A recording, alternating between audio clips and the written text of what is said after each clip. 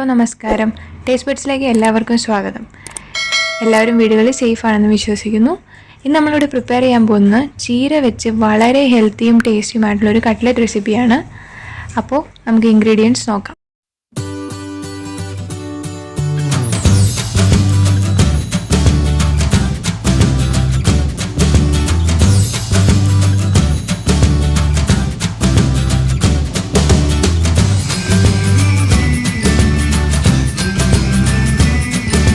Pan ചൂടായതിന് ശേഷം നമുക്ക് അതിനകത്തോട്ട് ഒരു 2 table spoon vegetable oil add ചെയ്ത് കൊടുക്കാം. എണ്ണ ഇപ്പോൾ നന്നായിട്ട് ചൂടായി വന്നിട്ടുണ്ട്. ഇനി നമുക്കിതിലേക്ക് അരിഞ്ഞു വെച്ചിരിക്കുന്ന സവോള, ഇഞ്ചി, വെളുത്തുള്ളി, പച്ചമുളക് ഓരോന്നായിട്ട് ചേർത്ത് കൊടുക്കാം. അത് ഞാനിവിടെ സവോളയാണ് ഇട്ട് കൊടുക്കുന്നത്.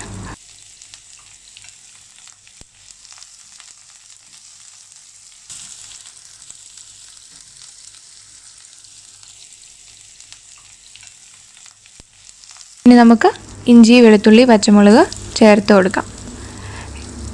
എന്നിട്ടൊന്ന് വഴറ്റിയെടുക്കാം.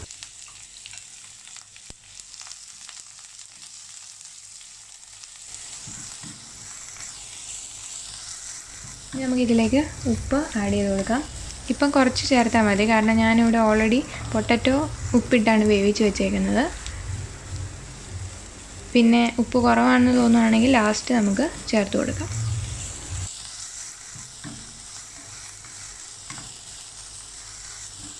ഇത് നന്നായിട്ട് വാടി വന്നിട്ടുണ്ട്.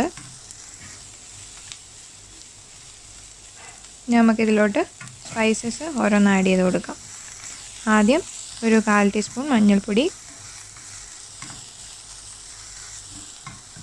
പിന്നെ ഒരു ടേബിൾ സ്പൂൺ മുളക് പൊടി. ഞാൻ ഇവിടെ കാശ്മീരി ചില്ലി പൗഡറാണ് എടുത്തേക്കുന്നത്, കാരണം എരിവിന് ഓൾറെഡി പച്ചമുളക് എടുത്തിട്ടുണ്ട്. പിന്നെ ഒരു ടീസ്പൂൺ കുരുമുളക് പൊടി, 1 ടേബിൾ സ്പൂൺ ഗരം മസാല. ഗരം മസാല ഓപ്ഷനിലാണ്, എനിക്കതിൻ്റെ ഫ്ലേവർ ഇഷ്ടമാണ്, അതുകൊണ്ടാണ് ഞാനിട്ടത്. ഇപ്പോൾ നിങ്ങൾക്ക് ഇതിൻ്റെ കൂടെ വേറെ എന്തെങ്കിലും, ഇപ്പോൾ ചാറ്റ് മസാല യൂസ് ചെയ്യുന്നവരുണ്ട്, അത് വേണമെങ്കിൽ ഇടാം. അപ്പോൾ ഓരോരുത്തരുടെ ഇഷ്ടം പോലെ ചെയ്യാം. ഇത് ജസ്റ്റ് പച്ചമണം മാറുന്നിടം വരെ ഒന്ന് ഇളക്കി കൊടുക്കാം.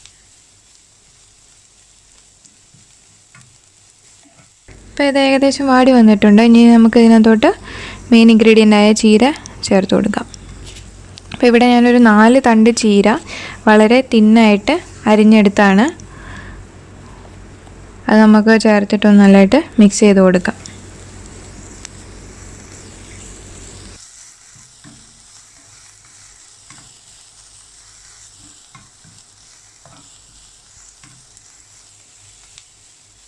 ഇപ്പോൾ നമ്മുടെ ചീര ഏകദേശം വാടി വന്നിട്ടുണ്ട്. ഇനി നമുക്കിതിലേക്ക് വേവിച്ച് ഉടച്ച് വെച്ചേക്കുന്ന പൊട്ടറ്റോ ആഡ് ചെയ്ത് കൊടുക്കാം. ഇവിടെ ഞാൻ 2 വലിയ സൈസ് പൊട്ടറ്റോ ആണ് ഉടച്ച് വെച്ചേക്കുന്നത്. അത് ചേർത്ത് കൊടുക്കാം. എന്നിട്ട് നന്നായിട്ടൊന്ന് മിക്സ് ചെയ്തെടുക്കാം.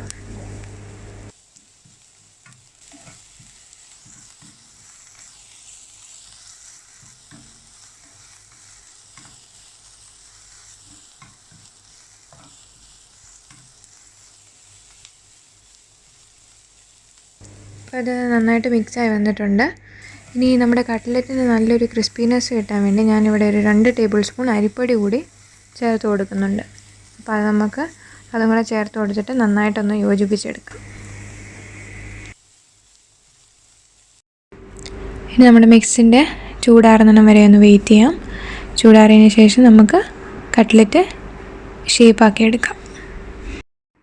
നമ്മുടെ മിക്സി ഇപ്പോൾ ഏകദേശം തണുത്ത് വന്നിട്ടുണ്ട്. ഇനി നമുക്കത് ഓരോന്നും കട്ട്ലറ്റിൻ്റെ ഷേപ്പാക്കി എടുക്കാം.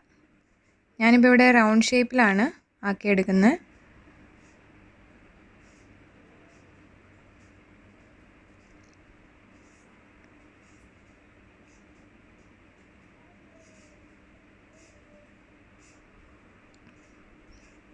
ഇതേപോലെ തന്നെ ബാക്കി ആക്കിയെടുക്കാം. ഇവിടെ ഒരു 5 കട്ട്ലറ്റ് റെഡിയാക്കി എടുത്തിട്ടുണ്ട്. ഇനി നമുക്കത് ബൈൻഡ് ചെയ്തെടുക്കാം. അതിനായി ഞാനിവിടെ ഒരു ബാറ്റർ റെഡിയാക്കിയിട്ടുണ്ട്. ഒരു 1/4 ടീസ്പൂൺ അരിപ്പൊടിയിൽ ഒരു പിഞ്ച് ഉപ്പും വെള്ളവും ചേർത്തിട്ട് ആദ്യം അതിൽ ഡിപ്പ് ചെയ്തിട്ട് ബ്രെഡ് ക്രംസിൽ ഡസ്റ്റ് ചെയ്തെടുക്കാം. ഞാൻ ഇവിടെ മുട്ടയ്ക്ക് പകരമാണ് അരിപ്പൊടി യൂസ് ചെയ്തേക്കുന്നത്. ബ്രെഡ് ക്രംസ് എല്ലാ വശത്തും ഒരേപോലെ ഡസ്റ്റ് ചെയ്തെടുക്കാം. ഇതേപോലെ തന്നെ ബാക്കി എല്ലാത്തിലും ചെയ്തെടുക്കാം. നമുക്ക് ഫ്രൈയിങ്ങിലോട്ട് കടക്കാം. പാൻ ചൂടായതിന് ശേഷം ഫ്രൈ ചെയ്യാൻ ആവശ്യമുള്ള എണ്ണ ഒഴിച്ചു കൊടുക്കാം. എണ്ണ ചൂടായി വന്നിട്ടുണ്ട്. ഇതിലേക്ക് നമ്മൾ നേരത്തെ തയ്യാറാക്കി വെച്ചിരിക്കുന്ന കട്ട്ലറ്റ്സ് ഓരോന്നായിട്ട് ഇട്ട് കൊടുക്കാം. എപ്പോഴും മീഡിയം ഫ്ലെയിമിൽ ഫ്രൈ ചെയ്തെടുക്കുന്നതായിരിക്കും നല്ലത്.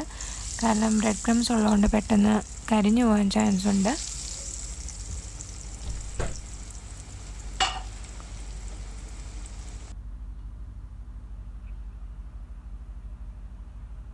ഇനി നമുക്ക് മറിച്ചിട്ട് കൊടുക്കാം. ഇപ്പോൾ ഒരു സൈഡ് നന്നായിട്ട് ആയി വന്നിട്ടുണ്ട്. എല്ലാം ഇതേപോലെ തന്നെ മറിച്ചിട്ട് കൊടുക്കാം.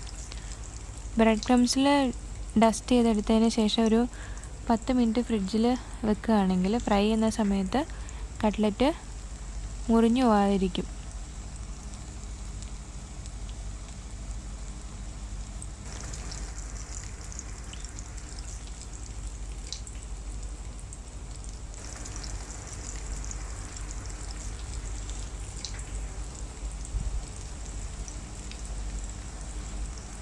ഇപ്പോൾ നമ്മുടെ കട്ട്ലറ്റ് ഇവിടെ റെഡി ആയിട്ടുണ്ട്. നമുക്ക് എണ്ണ ഡ്രെയിൻ ചെയ്തിട്ട് ഒരു സെർവിങ് ഡിഷിലോട്ട് മാറ്റാം.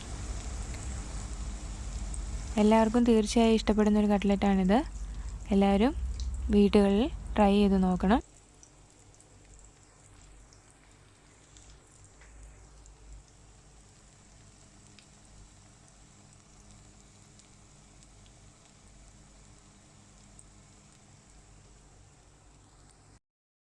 വീഡിയോ ഇഷ്ടമായാൽ തീർച്ചയായും ലൈക്ക് ചെയ്യുക, ഷെയർ ചെയ്യുക, സബ്സ്ക്രൈബ് ചെയ്ത് സപ്പോർട്ട് ചെയ്യുക. സബ്സ്ക്രൈബ് ബട്ടനോട് ചേർന്ന് കിടക്കുന്ന ബെല്ലൈക്കൺ കൂടി എനേബിൾ ചെയ്യുകയാണെങ്കിൽ ഞങ്ങൾ അപ്ലോഡ് ചെയ്യുന്ന വീഡിയോസിൻ്റെ നോട്ടിഫിക്കേഷൻ നിങ്ങളിലേക്ക് എത്തിച്ചേരും. കൂടാതെ നിങ്ങളുടെ വിലയേറിയ അഭിപ്രായങ്ങളും നിർദ്ദേശങ്ങളും കമൻറ്റ് ബോക്സിൽ രേഖപ്പെടുത്തുകയും വേണം. അപ്പോൾ മറ്റൊരു കിടിലൻ വീഡിയോ വീണ്ടും കാണാം. Thanks for watching. ബൈ.